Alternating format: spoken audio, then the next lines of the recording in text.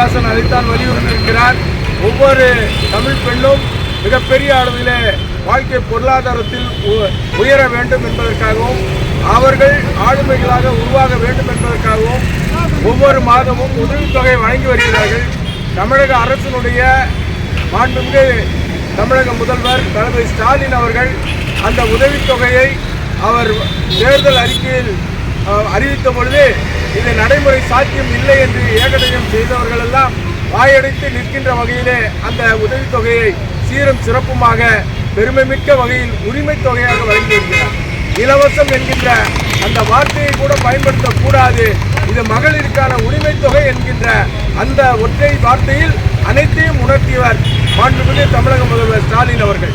அந்த வகையில் இன்றைக்கு அந்த மகளிருக்கான சிறப்பு உதவித்தொகையாக கூடுதல் தொகையாக வருகின்ற கோடைக்காலத்தை எதிர்கொள்கின்ற வகையிலே 5000 ரூபாயை வைப்பீடு செய்து வங்கிக் கணக்கிலே வைத்து அனைத்து மகளிர்களுடைய வாழ்க்கையில் அவர்களுடைய மனதிலே மிகப்பெரிய மகிழ்ச்சியை ஏற்படுத்தியிருக்கிறார்கள்.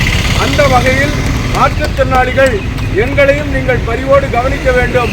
மாற்றுத்திறனாளிகளுக்கு நல்ல திட்டங்களை வழங்கி பரிவுடன் கவனித்து வருகின்ற தமிழக முதல்வர் அவர்கள் மகளிருக்கு அறிவித்தது போல மாற்றுத்திறனாளிகளுக்கும் அறிவிக்க வேண்டும் என்கின்ற கோரிக்கையை இதே இடத்திலே கவன ஈர்ப்பு கோரிக்கை ஆர்ப்பாட்டமாக நாங்கள் நடத்தினோம். அது ஆர்ப்பாட்டம் என்று கூட சொல்லக்கூடாது, நாங்கள் அவருக்கு வேண்டுகோள் விட்டோம்.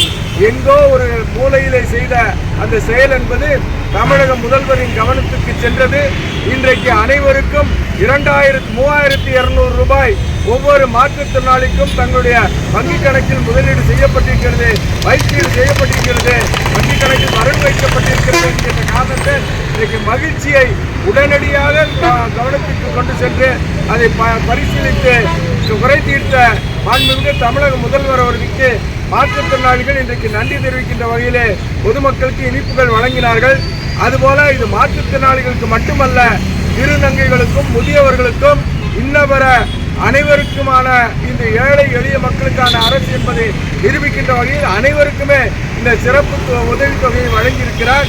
உள்ளபடியே அனைவரையும் உள்ளடக்கிய வளர்ச்சி என்பதை வார்த்தைகளில் மட்டுமல்ல செயலிலும் செய்து வருகின்ற தமிழக அரசு மாண்புமிகு தளபதி ஸ்டாலின் அவர்களுடைய அரசு வருங்காலத்தில் தொடர்ச்சியான வெற்றியை பெற வேண்டும் என்று இந்த நேரத்திலே வாழ்த்துகின்றோம்.